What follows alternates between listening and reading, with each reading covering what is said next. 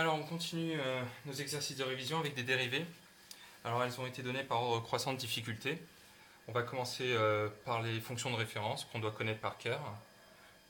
Donc la première fonction que l'on vous donnait était f de x égale x au carré. Sa fonction dérivée correspondante est 2x. On prend une fonction et on donne sa fonction dérivée.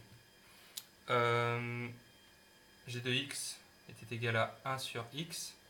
À connaître par cœur également, g' de x est égal à moins 1 sur x au carré. Ensuite, on avait h de x qui était égal à cosinus de x plus x. Alors, on a des fonctions de référence, mais cette fois-ci, elles sont additionnées. La raison pour laquelle j'ai mis cette question-là dès la troisième position, c'est parce qu'il y a une technique qui a été mal comprise l'année dernière et qu'il va falloir mettre en place à chaque fois que vous avez un calcul de dérivée à faire. Cette technique a pour première étape obligatoire de séparer les différents termes de votre fonction. Les termes, c'est tous les blocs, toutes les entités qui sont séparés par des plus, des moins ou des égales. Ici, on a donc deux termes, cosinus x et x. Il faut donc, après cette première étape, dériver séparément chacun de ces termes. Et c'est ensuite qu'on les additionnera, ou s'il y avait une soustraction, on les soustraire. Mais encore une fois, il est très important de différencier les différents termes pour les dériver séparément et ensuite faire l'opération en question, soit l'addition, soit la soustraction. Cosinus x, c'est une fonction de référence, sa dérivée c'est sinus de x. X tout court, c'est aussi une fonction de référence, sa dérivée c'est 1. Voilà. C'est comme ça à chaque fois que l'on va procéder pour calculer des dérivées. Maintenant, faites bien attention. Si on regarde le cas de x, 2x au carré plus 5 multiplié par 3x plus 2. Si on applique la technique vue précédemment, il se peut que vous tombiez dans le piège et que vous me disiez le premier terme c'est 2x au carré, le deuxième terme c'est 5, le troisième terme c'est 3x, le quatrième terme c'est 2. Or, ici non, il n'y a qu'un seul terme. C'est tout ce bloc-là. Pourquoi? Parce qu'en fait, il faut considérer quelle est l'opération que l'on va faire en dernier. Ici, l'opération qu'on va faire en dernier, c'est le plus. On va calculer cos x, x, et ensuite on va les additionner. Ici, on va faire les additions avant de faire la multiplication. Pourquoi? Parce qu'il y a des parenthèses. Donc, en respectant les priorités de calcul, on va différencier les différents termes. Ici, il n'y a qu'un seul terme. C'est un produit de parenthèses. Donc, on a vu que quand une fonction incluait des multiplications, le calcul de dérivée devait se faire suivant une formule que l'on avait définie. Imaginons qu'on a deux fonctions de x qui se multiplient, f de x et g de x. Si je veux dériver cette multiplication de fonctions, je dois en fait obtenir f de x fois g de x plus f de x fois g' de x. J'ai oublié, c'était f' de x fois g de x plus f de x fois g' de x. Ce qu'on a vu en fait l'année dernière en parlant de u fois v égale u'v plus v' u, ou uv'. L'ordre de la multiplication n'a pas d'importance ici. Si j'ai mis sous cette forme, c'est vraiment pour vous montrer que quand on a deux fonctions de x qui se multiplient, il faut appliquer cette formule. En l'occurrence, ici, on a un truc qui dépend de x qui multiplie un autre truc qui dépend de x. Tout un bloc fois tout un autre bloc. Chose que peu d'entre vous faisaient l'année dernière et qu'il faut faire systématiquement quand on repère ce cas-là. C'est poser le u et le v. U ici, ça va être 2x au carré plus 5. V, ça va être 3x plus 2. En mathématiques, on parle de facteurs. Quelles sont les choses qui se multiplient? Quels sont les facteurs qui se multiplient? On va noter chacun de ces facteurs. Et on va les dériver séparément. X au carré, sa dérivée, c'est 2x. Mais comme j'avais 2x au carré, j'aurai 2 fois 2x, 4x. 5, sa dérivée, c'est 0. Ici, qu'est-ce que je viens de faire? Je viens tout simplement d'appliquer la technique des termes. Encore une fois, j'ai dérivé séparément ces deux-là pour ensuite les additionner. Mais comme 5 fait 0, il ne me reste que ce terme-là. Même chose ici, je vais dériver séparément ces deux-là et je vais ensuite les additionner. La dérivée de x c'est 1, donc la dérivée de 3x ce sera 3 fois 1, 3. La dérivée de 2 c'est 0, donc je laisse tel quel. Finalement, k' de x sera égal à u'v, 4x fois 3x plus 2, Et faites bien attention ici, vous avez toute une entité, tout un groupe. Donc U' c'est 4x, on va le mettre entre parenthèses. V c'est 3x plus 2, on va le mettre entre parenthèses. Plus V', U. Bon, pas besoin de mettre le 3 entre parenthèses, hein, il est tout seul, donc c'est inutile. Vous pouvez laisser ça sous cette forme-là. Bon, pour l'occasion, moi je vais développer. Donc ça 4x fois 3x, on fait ça, et on fait aussi 4x fois 2. 4x fois 3x, 4 fois 3, ça fait 12, x fois x, ça va faire x au carré. 4x fois 2, 4 fois 2, 8, plus x, 8x. 3 fois 2x, 6x au carré, 3 fois 5, 15. Je peux mettre les x au carré ensemble, ça me fait 18x au carré. Le 8x reste tout seul, et le 15 également. On continue avec la 5e déjà dérivée, L de x. Alors, L de x était égal à x au cube plus x fois x au carré plus 2 moins x plus 1 sur x. Très important ici, encore une fois, de bien appliquer la règle telle qu'on l'a définie. Séparer les termes. Quelles sont les opérations que je vais faire en dernier? La soustraction et l'addition.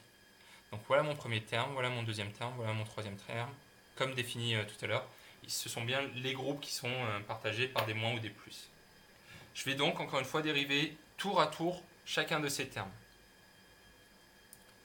Pour aider le correcteur à bien lire ce qu'on fait, on va lui expliciter notre démarche. Dérivons x3 pardon, plus x fois x2 plus 2. C'est essentiel de faire ça parce que vous verrez qu'au bac, il y a, outre les points de présentation, l'impression que vous faites sur votre correcteur. Je reviendrai là-dessus dans quelques secondes. Je sépare mes termes x au cube et x. La dérivée de x au cube, c'est une fonction de référence, c'est 3x au carré. La dérivée de x, c'est 1. Même chose ici, 2x et 1. Donc oui, on obtient comme dérivée, donc c'est u'v, c'est tout un groupe u', donc je mets ça, une parenthèse, v, plus, je mets en dessous, v', 2x plus 1, fois x au cube plus x. Voilà, là c'est déjà la dérivée que j'utiliserai pour remplacer ce terme. Vous pouvez marquer directement la dérivée de moins x et moins 1. On a pris vraiment le terme avec le signe qui est devant. Et la dérivée de 1 sur x est moins 1 sur x au carré. D'où L' de x est égal à, je prends mon premier terme, celui-là. Je ne l'ai pas développé par paresse, pour être honnête avec vous, mais ce serait une bonne idée de le faire de votre côté. Donc voilà, j'ai déjà remplacé le premier terme par sa dérivée. Ensuite, je vais remplacer le deuxième terme par sa dérivée moins 1 et le troisième terme par sa dérivée. Voilà, j'ai terminé mon calcul de dérivée. Pour le L de x, on peut passer au M de x. Donc oui, pour finir sur le correcteur, encore une fois, il a des dizaines de copies à corriger et il va essayer de les corriger le plus vite possible. Donc si vous l'aidez à corriger le plus vite possible en présentant clairement ce que vous faites, il sera beaucoup plus clément. On ne peut pas lui en vouloir pour ça. Avec vous sur la note que si vous avez écrit tout n'importe comment et vous lui avez laissé le choix de corriger par lui-même et de figurer par lui-même ce que vous vouliez dire. M de x. Alors encore une fois, comme pour les produits, ici il faut bien comprendre, et on l'avait vu dans les exercices précédents, que le numérateur et le dénominateur, on va les calculer en premier. La division, on va la faire en dernier. Donc quand je vais séparer mes termes, en fait, je me rends compte que j'ai qu'un seul terme ici. J'ai pas d'autres termes qui s'additionnent. Donc là, je vais devoir dériver ça. Et comment on dérive une division? On l'a vu l'année dernière.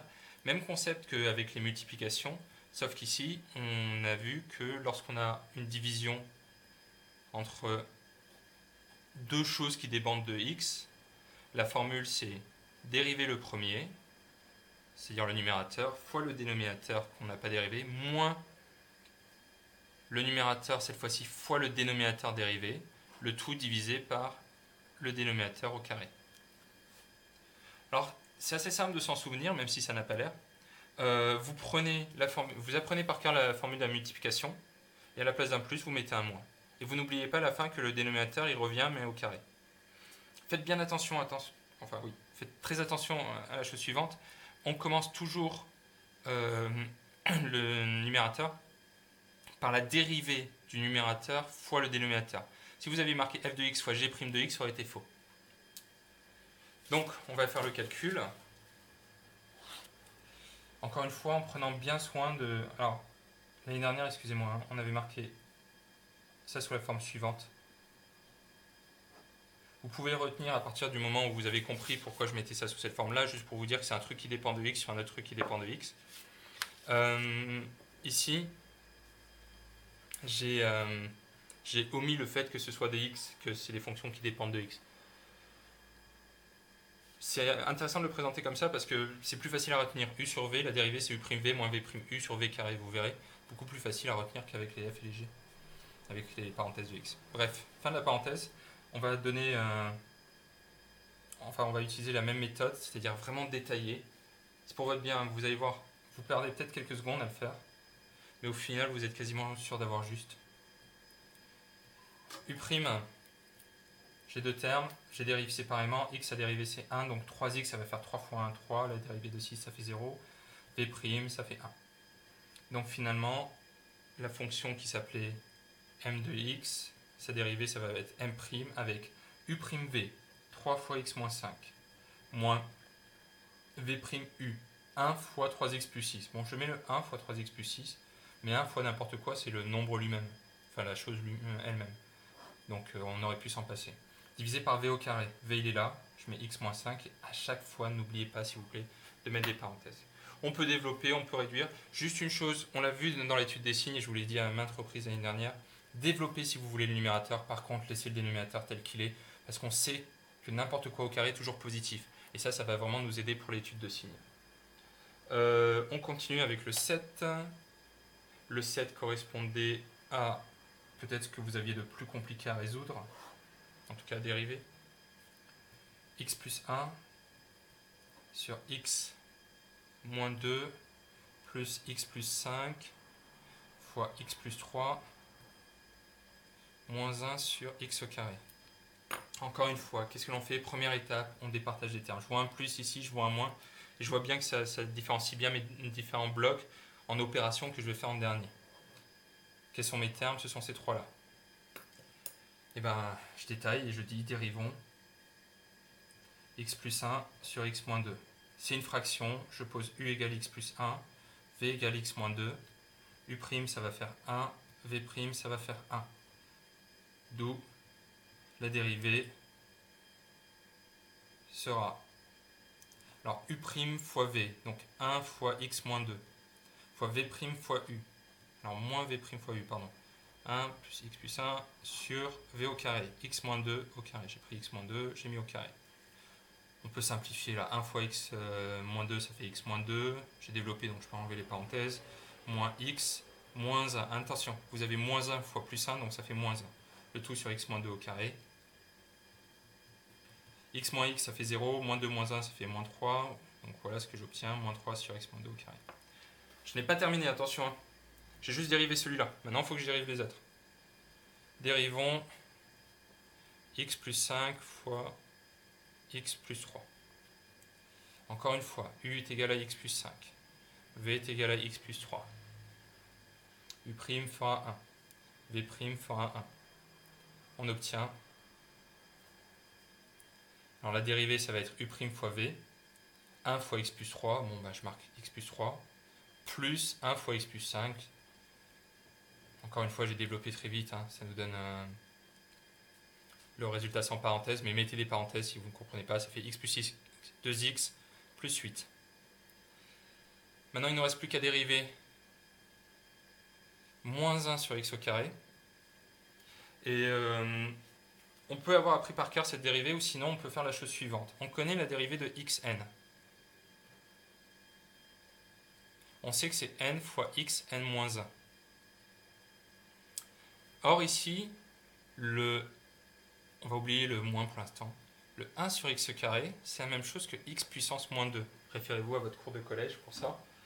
1 sur x puissance 2, c'est x moins 2. 1 sur x puissance 10, c'est x puissance moins 10. Donc la dérivée de 1 sur x2, ce sera la dérivée de x puissance moins 2. Et ben, si j'applique la règle générale pour les puissances de x, je vais mettre n, en l'occurrence moins 2, fois x puissance moins 2 moins 1. J'ai pris n, mais j'ai soustrait encore une fois moins 1. Ça me fait moins 2 fois x puissance moins 3. Ça me fait moins 2 sur x puissance 3. Puisque x puissance moins 3, c'est la même chose que 1 sur x puissance 3. Et moins 2 fois 1, si vous préférez, moins 2 fois 1 puissance x sur 3, ça fait bien moins 2 sur x puissance 3. J'ai mes trois dérivés, je peux conclure. N' de x est égal, je prends le premier, moins 3 sur x moins 2 au carré. Je prends le deuxième, plus 2x plus 8. Je prends le dernier, moins 1 sur x carré, on a trouvé cela. Attention, j'avais moins 1 sur x carré. Moi j'ai dérivé 1 sur x carré, donc il va falloir que je fasse moins 2. Donc ça fait plus 2 sur x3. Voilà, j'ai terminé pour, disons, le côté technique des dérivés. Dans la vidéo suivante, toujours sur ce même exercice, on va voir comment donner le coefficient directeur de la tangente de f et l'équation de cette tangente.